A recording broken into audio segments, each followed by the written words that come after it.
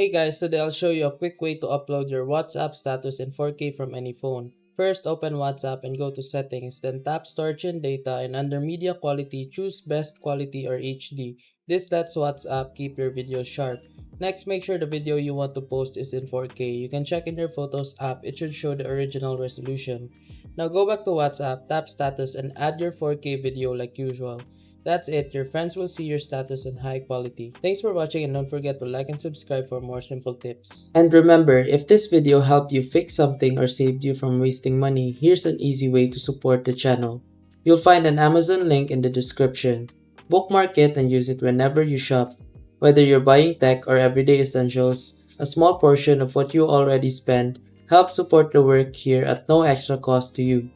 And trust me, Amazon won't even notice. If you want to support directly, you can also buy me a coffee or check out the phone accessories store linked below. Totally optional. That's it. Thanks for the support. Stay sharp and I'll see you in the next video.